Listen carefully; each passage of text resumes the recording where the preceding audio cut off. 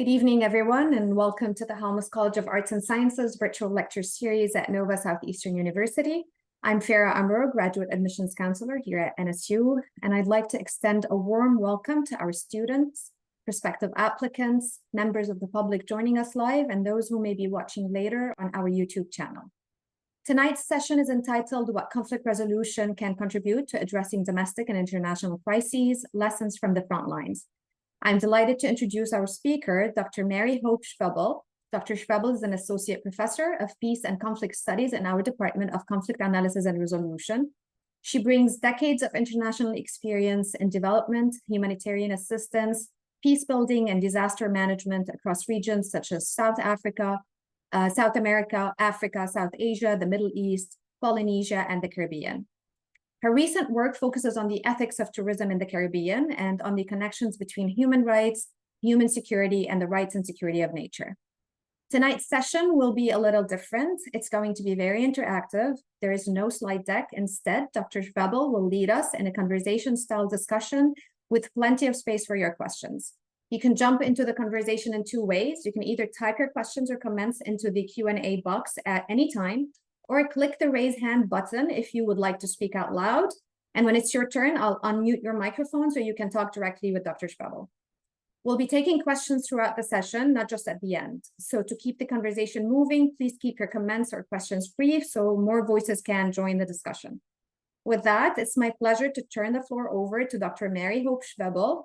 Doctor, welcome, and thank you for leading us this evening. Thank you, Farah. I really appreciate it.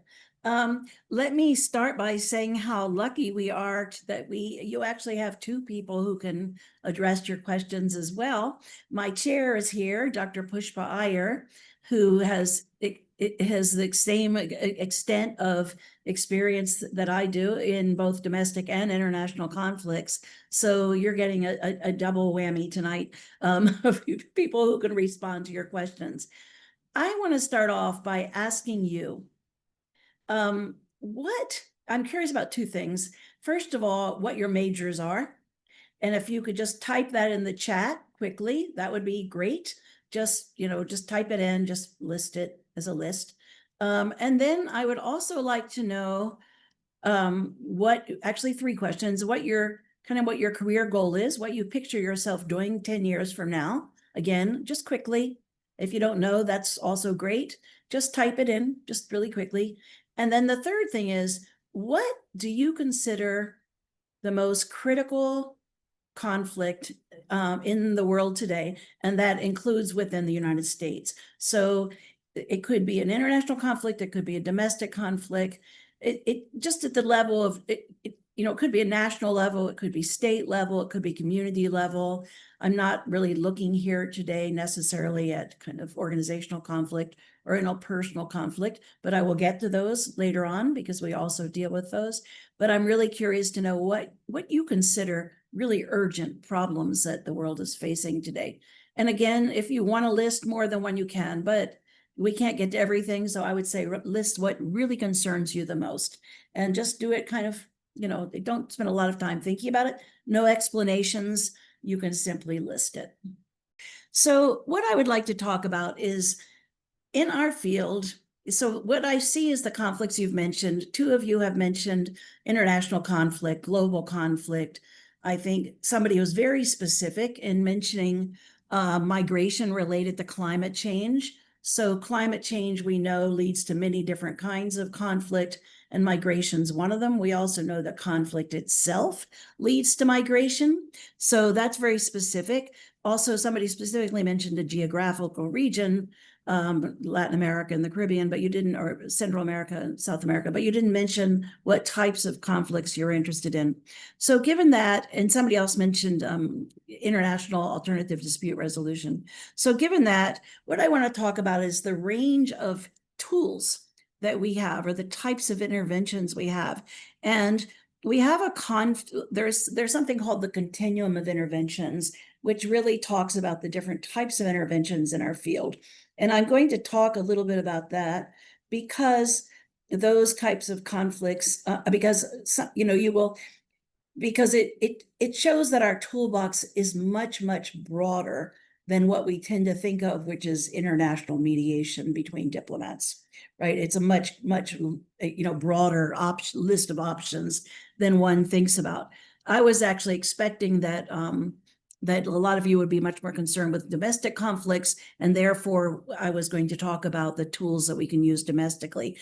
In many ways, they're the same, but there are some differences. So in the continuum of interventions, what we're looking at is just picture a line and on each end, you write the word coercive. In the middle, you write the word non-coercive. And so on the far left-hand side, one intervention, which is a coercive intervention, is if we're talking about international conflicts, it could be, normally we're talking about intrastate, not interstate, but it could also apply to interstate, is peacekeeping, peace enforcement operations, right? Which, there's a whole range of different types of peacekeeping operations or peace enforcement operations. It involves normally international troops, and usually UN troops, and it's coercive in nature. I mean, they're not supposed to be parties. They often end up being parties, but it's coercive in nature. Normally it's UN led. Sometimes it's international coalitions. Sometimes we start wandering into the territory of actually occupations. This was a big discussion because, after 9/11, a lot of these types of interventions went from being what were apparently neutral, impartial peacekeeping operations to, in fact, kind of occupations with national interest behind them, driving them. But there's also international coalitions. So that's one. And usually those are international troops, usually donated by national governments. And it's coercive at the extreme end. The next one, moving down, is international governmental officials or intergovernmental officials. And that's where we start looking at interventions like diplomacy, right? And normally those actors tend to be officials, again, either elected or appointed officials. And it has some power of enforcement behind it, right? And the usual intervention type that comes from our field is mediation. So it's diplomats mediating, right?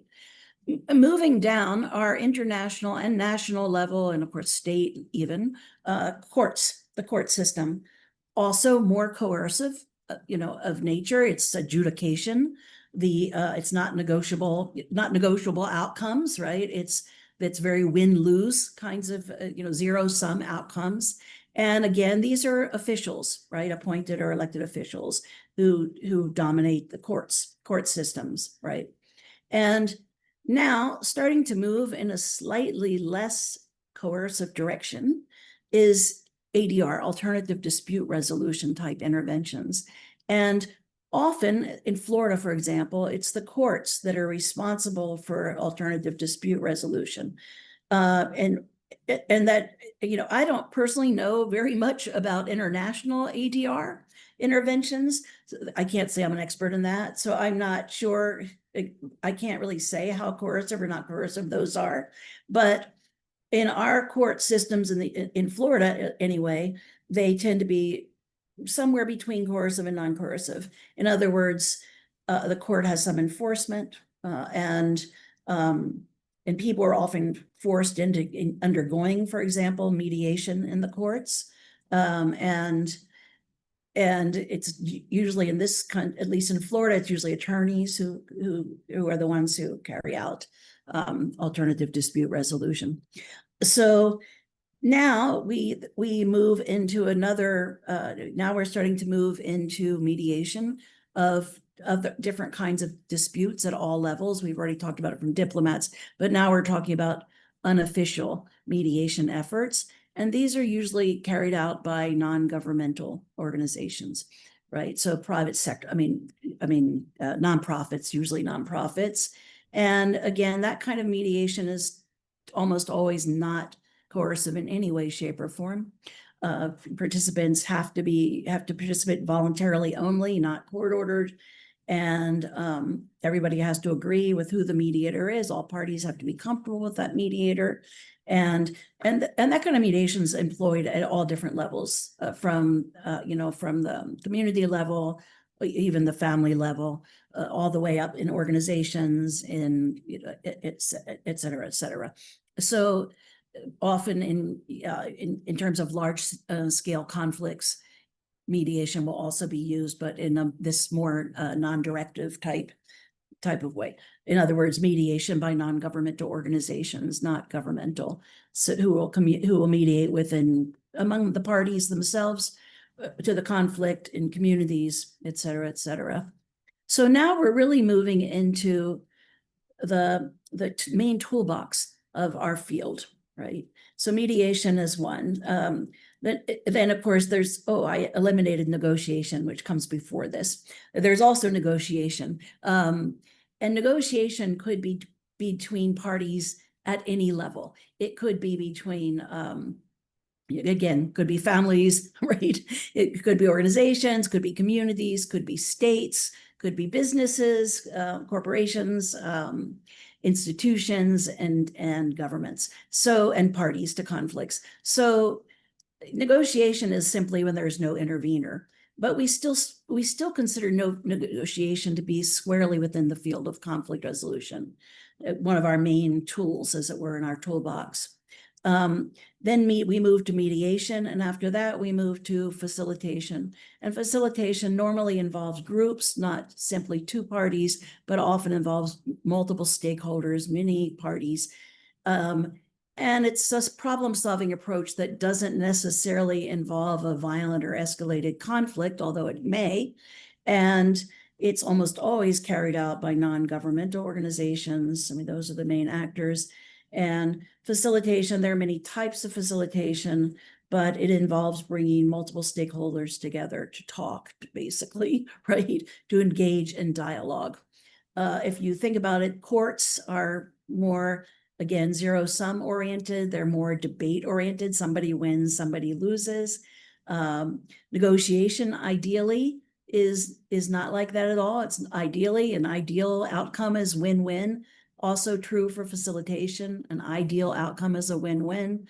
In other words, the outcomes one would hope would not be zero-sum. That's the goal. That's the kind of the aim of these types of interventions. Moving on from this, so these are the main tools in our toolbox. There's many others, but moving on, we start getting into a little slightly less collaborative approaches and slightly more confrontative approaches.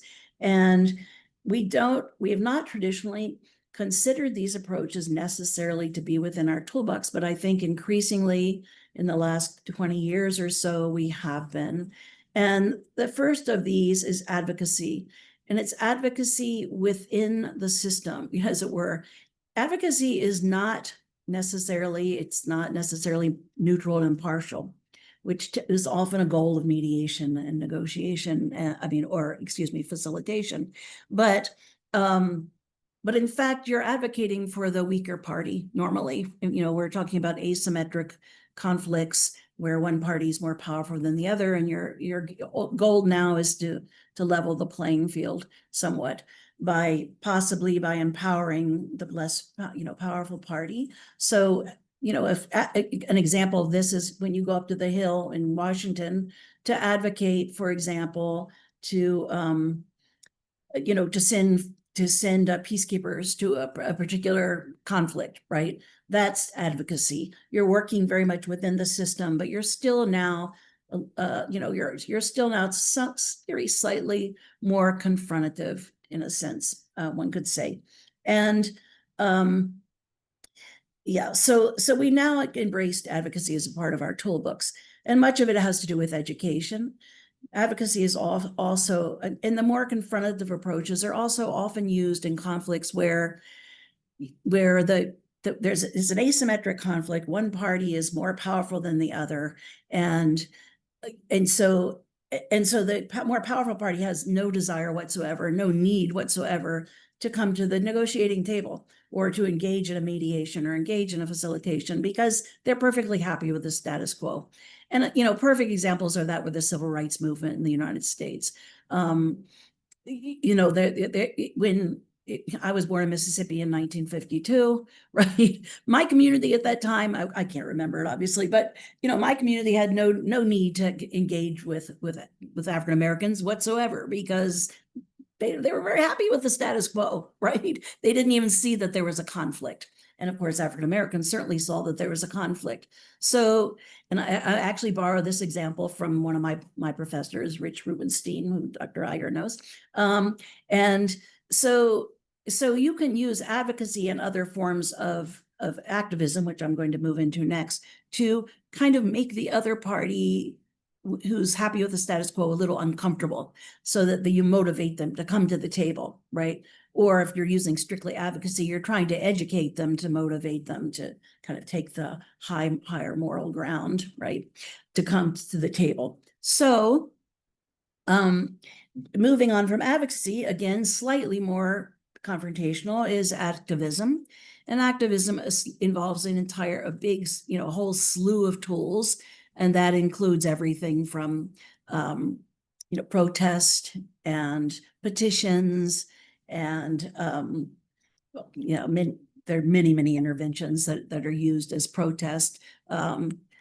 Pranks are a common use. If you think about, for example, the Extinction Rebellion and the way they stage mock funerals for the planet, things like that. That's an example of that. And now even more coercive than that would be things like, so I'm going to say we stop with activism in our field. One of the underpinning principles of our field is nonviolence. We never espouse violence. So what we're always interested in is nonviolent action, but we do include that now in our toolbox. So nonviolent social movements would be a tool that we also use. So that's the continuum, kind of from more coercive to less coercive to at least confrontational, if not coercive. There are other things farther on that are coercive, including sabotage, where people shut down roadways, block roadways, where people shut down power plants and things like that. We don't espouse any of that. We don't advocate for any of that in our program. And of course, the farthest extreme is armed resistance, and that's again extremely coercive. Again, we don't consider those in our toolbox. But everything from activism to peacekeeping, we often do consider to be within our field. Peacekeeping is, I think there was a period of time before 9/11 when we considered it more to be in our toolbox. I think we think of it less now, just because traditional peacekeeping is not, hardly takes place at all anymore. So with UN soldiers, the blue helmets that they were called. So that's a kind of continuum of intervention, and it's very broad brush. I haven't given you specific details, specific tools, but it's just to give you an idea of all the different tools that we have at our disposal in this field. And a lot of what you choose is based on the kind of where the conflict is at. What phase is a conflict at? So if a conflict is latent, like the example of the civil rights conflict, and I'm borrowing here from the work of Adam Curl, who was a peace studies scholar from the really from the time of the nuclear disarmament movement. In a time like that, and what you need to do is make people a little bit uncomfortable so that you can get them to the table, to be willing to negotiate or undergo other types of conflict resolution programs. And so so that's one phase of the conflict, when it's latent. When it's highly escalated and everybody knows there's a conflict and everybody's uncomfortable, your goal at this point now is to both problem solve, but also to de-escalate. And so this is where we now get into the kind of the core of our field, which is negotiation, mediation, facilitation. That's when you are bringing people to the table because they're ready to come to the table.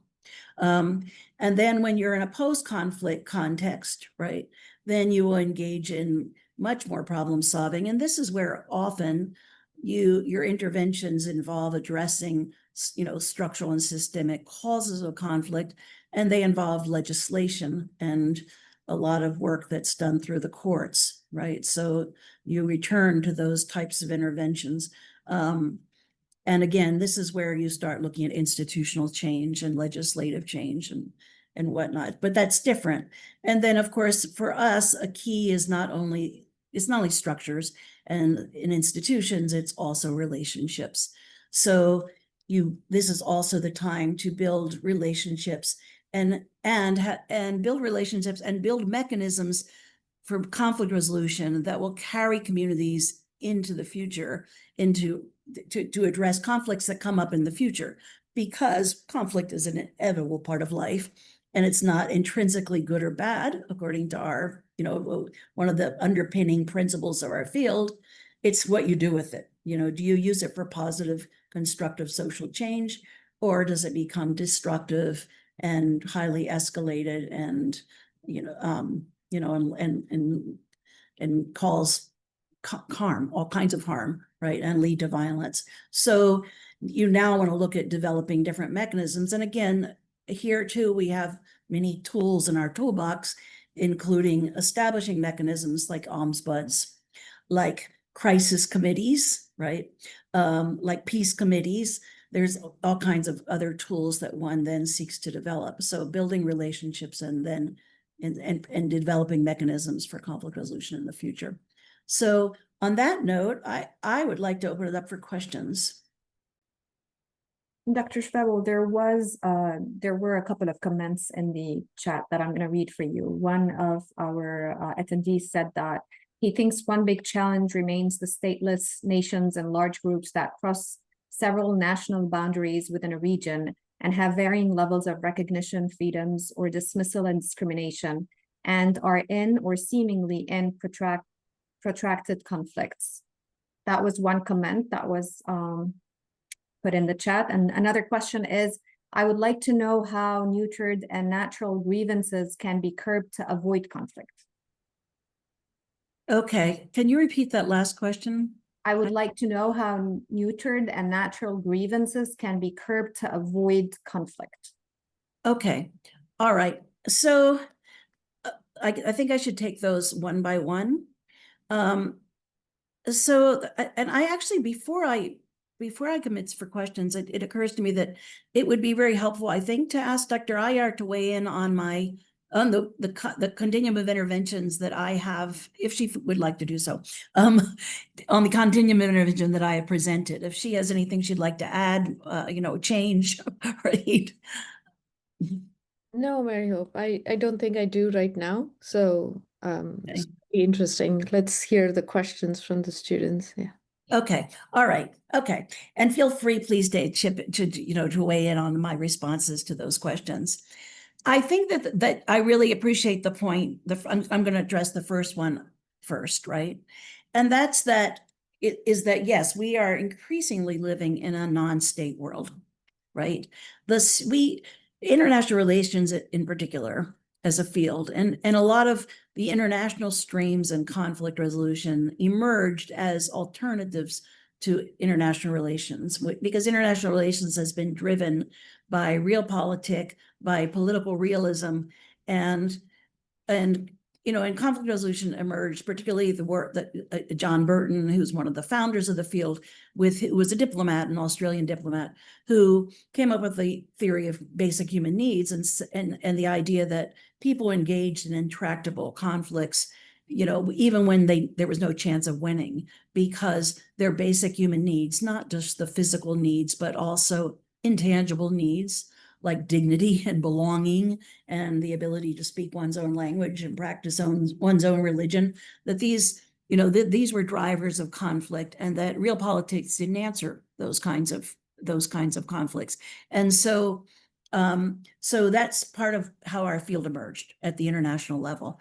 It was joined by streams that emerged from the national level, at the at the national levels or community level, especially community level, actually.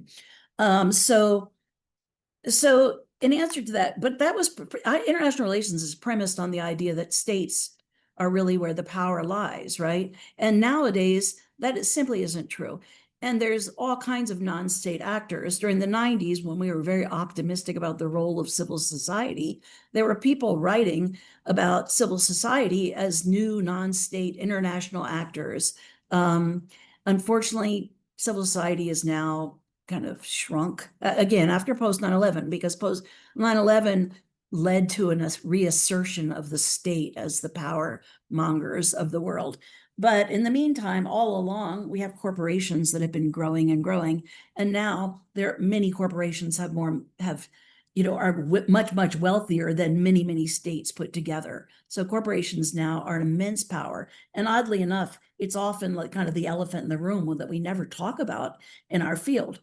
We do talk about non-state actors who are like, we use for violent extremist groups, for example, right?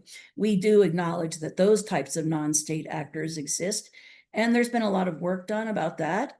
And of course, they're global in nature. They have global reach, right? And also now with AI, I mean, with the internet period, but and social media period, but with AI even more so, there are going to be global actors, right? That we just simply have not accounted for, and in our field. I mean, I think it's the cutting edge of our field in a lot of ways, and I think that the tools that we use, though, are still relevant, right? And again, this to me speaks back to the relevance of the United Nations. It's not perfect because it's based on states, and states aren't perfect. We know that, but it's right now the best thing we've got. Right? And so I do think that actually that, more than ever, that the United Nations is important, not only as a peace building organization, but also as a regulatory organization. I mean, there's areas of conflicts like the oceans, for example, that, where there's no jurisdiction, and where there's just, endless numbers of different types of conflicts that, and crimes, right, that take place. And so there's issues of who resolves those conflicts, and what regulatory bodies exist to manage those types of conflicts. And that brings me back to the fact that one of the non-state actors that we haven't addressed is organized crime, international organized crime, which is massive, right? These groups, these kinds of organizations are near massive, and they often emerge in the aftermath of conflicts that combatants turn to organized crime. And we've seen that all over the world. Violent extremist groups turn to crime. Sometimes they became legitimate actors and join the government and join the political system and become part of the system. But more often than not, they become organized criminal groups. So, so drug traffickers and human traffickers, and well, the list is endless. So I won't go into that. But so that's, I don't know if I'm responding to your concern and but I think the tools that we use are still relevant because we're still dealing with human beings, right? And even members of organized crime or violent extremist groups, and a lot of my own research has been on this, still have basic human needs that aren't being met. And they're turning to these types of, often in asymmetric conflicts, but not always, but often, they turn to violence because that's, the only way they know how, or it's the only option they have. Now, there's also greed, just plain greed or power mongering. And I don't think as human beings, we've figured out how to deal with that yet. And I don't think technology is going to help us deal with it either. But again, I think our field has something to say to that, because I think greed is created, right? It emerges from culture, and it can also be, I don't think it's necessarily part of human nature to be greedy. If you look at, if one of the advantages of knowing and experiencing many different cultures is that you realize that many cultures, they take what they need and nothing more, right? Some cultures also have no word for violence or war or conflict. So nothing in the human world is predetermined necessarily. Most of it is determined by us, and we can build any kind of world that we want. We just have to recognize that we actually can do that, and not kind of default to this, oh no, that's not realistic, that's just natural. Well, natural, how do we do, what is natural? We don't really know what's natural to some extent. And much of it, we're more driven by culture than we are by anything else. More is about nurture than nature, frankly. So, Yeah, so I would take issue with that greed is a natural part of human beings because it hasn't been exhibited in every culture in the world. And, you know, an example is the Twa, who have traditionally lived in the Congo. We used to call them pygmies. We don't use that term anymore, but they had a culture where they took what they need and that was that. And not many people might want to return to that lifestyle, but I do think it teaches us something about what we as humans are capable of, right? So I'll get off the pulpit now. Okay. Okay. So the second question, yes, go ahead, sorry. Thank you for your insight. Could you provide further insight on why we do not see much true peacekeeping in the post 9/11 context? Okay, that's a good question. And there may be reasons that I also am not aware of. I used to study peacekeeping pretty extensively. I don't study it so extensively anymore, but a lot of it has to do with that the interventions that started in the post 9/11 world were what we would call, many people call, let me say, they weren't peacekeeping missions. They were kind of occupations. And in fact, you know, much of it was really retaliation. And so I think that, you know, and there was, yes, there were coalitions of the willing, but they weren't necessarily all that willing. And right, because a lot of them really didn't have the power to not join the coalition. You know, they were dependent on the US for one reason or another, for example, in those specific conflicts. But I do think that I also think it's because the UN became increasingly gutted financially. You know, I mean, the US, who was a major donor to the UN, stopped paying its dues, right? Or, you know, right, it was late on its dues. So I think a lot of it is financial. I also think it has something to do with the fact that there were problems with a lot of peacekeeping interventions in which the peacekeepers themselves became parties to the conflict. And so, you know, and so there was more reservations about sending peacekeeping troops. There was less optimism about it, or there was some cynicism that developed around it. We also tried very hard, the quote unquote international community tried hard to push it off on regional actors, right? So they ended up pushing it off, for example, in Africa, pushing it off on African peacekeeping troops. There's, you know, under the African Union, or under the AU, or under the OAS in the case of Latin America. So trying to push those roles off on regional actors. And there is also, I mean, a big thing for the United States, of course, was what happened in Mogadishu with this was a long time ago, but the Black Hawk Down that really turned the US off of peacekeeping because of just popular opinion at home.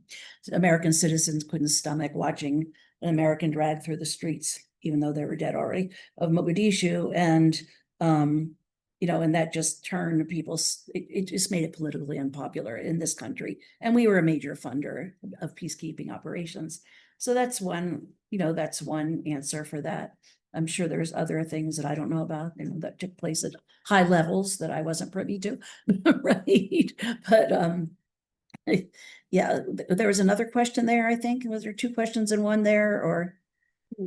So historically, Rod is saying historically, speed has not been a characteristic in relationship building and conflict resolution. With the crazy fast advances of info technology and communications, how do you see the conflict resolution field adapting going forward to the changing info environment, including misinfo, disinfo, etc.? Okay, I'm going to answer that question, but there was a question before, yes, like the second question that I never got to. I'd like to know how nurtured and natural grievances can be curbed to avoid conflict. I wasn't sure. I think you answered that. In some ways I answered that, didn't I? I think you answered that while you were talking, yes. So, and this is Yeah. why. So this is the last one from Rod right now. Okay, let me hear that one again. No worries. So it says historically, speed has not been a characteristic in relationship building and conflict resolution. With the crazy fast advances of info technology and communications, how do you see the conflict resolution field adapting going forward to the changing info environment, including misinfo, disinfo, etc.? Yeah, thank you. That's a really good question. It's a concern of mine as well. And it's really interesting. I think about this also in the context of education, right? But it just culture-wide, we have embraced technology hook, line, and sinker without questioning the implications. And In fact, you already see pushback, and you already see the pendulum swinging. You know, at the Ivy League level, people are starting to push back against technology, and they're looking more for, you know, kind of the Socratic method with the face-to-face with the professor, and in the building of relationships between students and professors and whatnot. I think the pendulum will swing as far as that goes, not only in education, but elsewhere in organizations. I just think as a culture, we love innovation. We love the new, what is new and shiny, and we embrace it without worrying about thinking much about the implications and ramifications until there's some disaster, like in San Francisco, all the accidents with driverless cars. It's like, oh yeah, maybe that's not such a good idea. You know, those kind of things. We tend to silence those kinds of pushback by saying, oh, it's inevitable, right? It's inevitable, but it's not, right? We have a choice. And, but again, when there's, you know, when there's greed involved, then I think, you know, then the arguments become, you know, I mean, the arguments become more vehement, as it were. But I do think that's where I really hope our students will show the way to the future. Because I think particularly with AI, you know, people are already talking about the issue of bias in AI, and how AI just reinforces power imbalances, reinforces prejudices, discrimination. And I think that will continue unless we have people actually working in technology, working in AI to address these issues. And I think that the potential of AI to create conflict, and I'm just skipping over social media here, but this AI to generate conflict is phenomenal. And, you know, how are we going to, when robots are fighting wars, how are we going to have peace talks, right? How are we going to bring people to the table to negotiate, right? Combatants to the table to negotiate. But still, there's, you know, I don't think the world's going to be taken over by robots. So I'm not, there will still be people behind it.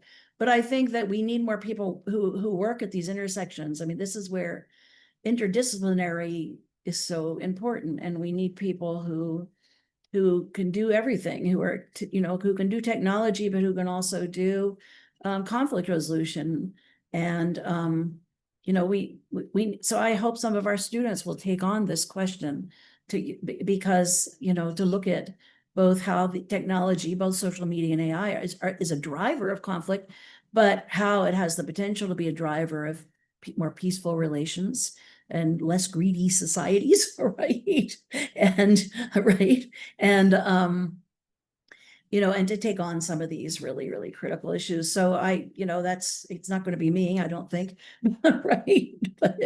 But I do hope that other people will take it on. I do think it's something we need to be exploring more. And I hope to see more dissertations that touch on it, frankly. So, you know, I have a class at 6:30 and I have a student calling who clearly has forgotten that that class is not starting till 6:30.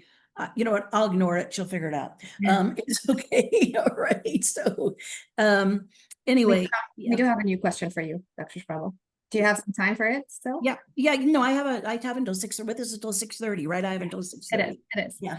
So what are the implications, in your opinion, of the closure of major government agencies like USAID and the reduction in capacity of the State Department on the United States' role in peace building and conflict resolution? Could this be identified as a trend away from development work and towards something else? Oh, that's a very, very interesting question. Well, you're asking me the hot questions here, right? Right. But it's good. I have opinions, right? Where you have questions, I have opinions, right? You know, okay, I know that a lot of people, especially, you know, people who are especially more private sector oriented will say, no problem, you know, trade instead of aid, right? That's been a buzzword for a while. And sure, trade may step into place. But I think I don't necessarily, even though I spent much of my life working for USAID and working at U.S. Institute of Peace and other governmental and State Department, right? I will have to say that I don't think this is necessarily a bad thing. I still think that I actually think that going back to kind of the role of civil society, you know, civil society, to a large extent, what had happened with NGOs and civil society is that they had ceased to actually be, you know, civil society and in citizens groups, and they'd really become government contractors, a lot of them. And so really they were representing the national interest of whatever country, whatever donor was funding them. So hopefully we might see a resurgence of non-government, of civil society. They may not have the same kind of money that they had before, but they actually may do a better job, because the reality is most work in, I'm going to say, development, and whether it's economic development or political development, doesn't require a lot of money, right? But it does require time, because as somebody pointed out, our work requires time. It does. It's generational work. But if you think about helping to build a civil society, to do advocacy, peace building, development work overseas, that's kind of citizen to citizen work, and can be. And there's a lot of organizations who have their own constituencies who manage to raise a lot of money from those constituents. And I'm thinking here of a lot of faith-based organizations like Catholic Relief Services. They don't need government money. They have huge constituencies. So that's part of it. I also think that, that yes, we funded a lot of the UN development agencies, but they're still there. We're not really so aware of it in this country, but overseas, the UN has a much more prominent kind of especially their development work. And they have a much more prominent profile. So if you're in South Africa, for example, the UN is still a really significant actor, right? And they have a big presence, and they're very, very active. I mean, in the US, where they're almost invisible to us, but they're in the media every single day. The newspapers every day has something to say about what the UN is up to in that country. So I do think the UN, they're going to have to find their money from elsewhere, but they've been doing that anyway. And USAID needed reform desperately anyway. And perhaps what will happen, and this is what I could hope would happen, was that USAID was a very good organization back in the day, before the days of subcontracting and outsourcing, when they did their own work, when they had actually civil servants and employees. They did excellent development work. They were leaders in the field. But as they increasingly used contractors and NGOs to do their work, it just became worse and worse. And so, maybe if we have another administration who's interested in in international assistance, perhaps we could end up with something better, right? We could build back better. There is an intrinsic problem with an organization like USAID because it's government sponsored. Therefore, its primary concern is the national interest, and that the national interest is often corporate interest, right? It's corporate interest. So there's, it's a little contradictory. Sometimes it happens that the needs of a population, right, or the aspirations of a population overlap with those of national interest, but more often than not, they don't, right? And what we're doing is really self-serving. So I don't really see it as a disaster necessarily. I see it as maybe it will become an opportunity, not now, but maybe in the future. So that's my take on that. I would almost say the same thing about other institutions, but I don't know if that answers your question or not. Did I get at the question? Did I get at your question? I can't hear them, so. Yeah. So Noel, if you want to comment on Dr. Schwoebel's answer, just let us know in the chat. Actually, Dr. Schwoebel, I have a question for you. So you've worked in so many different parts of the world. Could you share one experience from the field that shaped how you think about conflict resolution? About conflict resolution specifically? Mm-hmm. Okay. One experience from, the extensive Sure. experience in different parts of the world that you have. Well, let me come up with two. Let me start with one from development, because there was a couple of questions about that, and a couple of people have expressed an interest in development. And then let me give an example for conflict resolution. I think I've got time. So I was a Peace Corps volunteer in a village in South America, and I was assigned to be an agricultural extensionist. And we were at that time, and this was 1980, early 80s, we were pushing high input agriculture, and the farmers were subsistence farmers mostly. And they had a good, they were given homestead type plots, and they were able to subsist on those. And they grew corn and beans, which is very nutritious, a complete protein. And they used like what they called criollo animals. In other words, kind of these hybrid animals, right? That just, they weren't bred, right? They weren't GMO animals, as it were. And, you know, farmers are essentially scientists, right?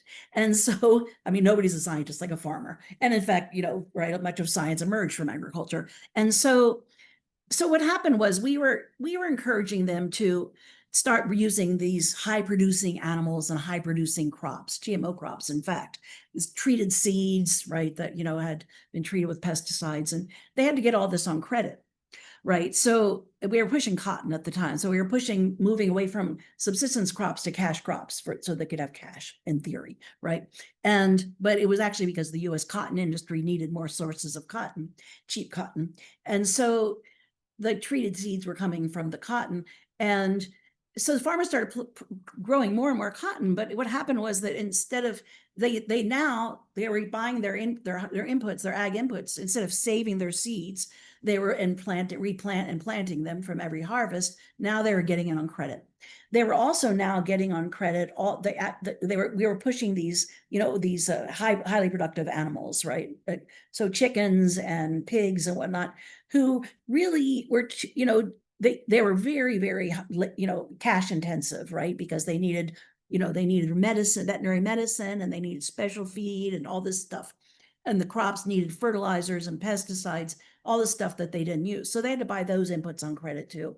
Well, those animals were not, you know, people didn't necessarily, they would cut corners, right? Because they didn't have the money for all this, or they'd buy it on credit.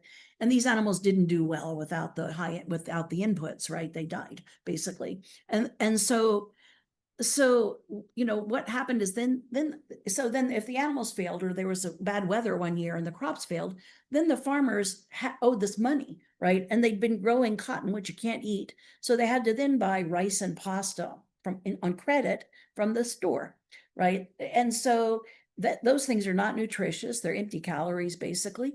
And you know, and they're not as nutritious, so their health started to suffer, but they also then owed more money to the store for those inputs, I mean, for that food. So a couple years of bad weather and they lost their land. So we were creating landless peasants, basically, who then had to become like sharecroppers or day laborers or whatever. So that was, you know, that was where I really started to become critical of development interventions. And that was kind of early on. In terms of peacekeeping interventions, you know, I have so many experiences, it's really hard for me to pinpoint one, but I'm going to say in general, one of the biggest weaknesses of any kind of conflict resolution intervention overseas has been that it's this kind of government in a box idea that people were critiquing in Afghanistan, that our culture is the end all and be all, and we represent the end of history, and everybody wants a society that looks just like ours with a market economy and a majoritarian rule democracy, you know, form of democracy. And you know, and in fact, you know, having done a lot of training in conflict resolution overseas, I will never forget being told by some Afghan elders, I think Pushpa's heard this story already, Dr. Iger's heard this story already, you know, telling me, so you're going to train us in conflict resolution. So, you know, your country is only 200 years old. We've been doing conflict resolution via our JERGA system for 2,000 years, right? So we'll be interested to know what you have to teach us, right? And of course, you know, right, it's a very, very good point. And then another time when I was doing a similar training, I decided to be a lot more elicitive and less prescriptive. And so then I would ask them and they said, oh, we thought we were here to learn. And now we find we're teaching you, right? So, but I think that our failure to our this kind of idea that you cut and paste what is our culture onto other cultures, and that's true in any sector, without recognizing that every society has its own systems of justice, of conflict resolution, of governance, of decision making, of managing resources, natural and otherwise, and that those systems, just like the Paraguayan, you know, way of raising, you know, pigs and chickens works for them. These systems work, and I think that is, if I was to leave with one, you know, overarching lesson about my experiences, that would be it. That we have to work with, there is a role for external interveners, there's a role, but it's not what we think, right? It's a much more supportive and facilitation role than we tend to assume normally. But yeah, after I hang up, I'll start thinking of lots of examples, but take my classes and you'll get those examples. Right? No, sorry, I'm not soliciting students.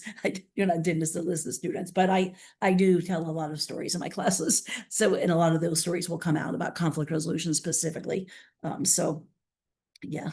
Before I end the session, I'd like to read Noelle's comment on her question. So she said, yes, I think you addressed the future outlook following the closure.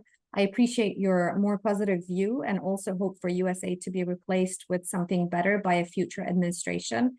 I had not known about the challenges presented by subcontracting.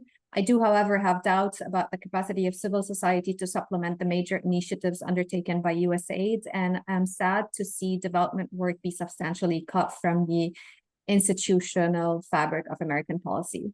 So this was Noelle's comment. I don't know if you want to follow up with anything, Doctor, before I wrap up. No, thank you. I think the only comment I would make about that is think about the role, not only in terms of USAID, think about the role of subcontracting, outsourcing everywhere.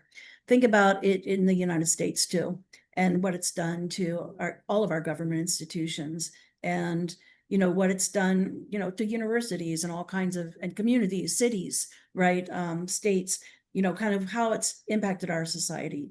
I think it's important for us to be critical about that, to think about that critically. So, and again, it's hard, the old metaphor of the frog.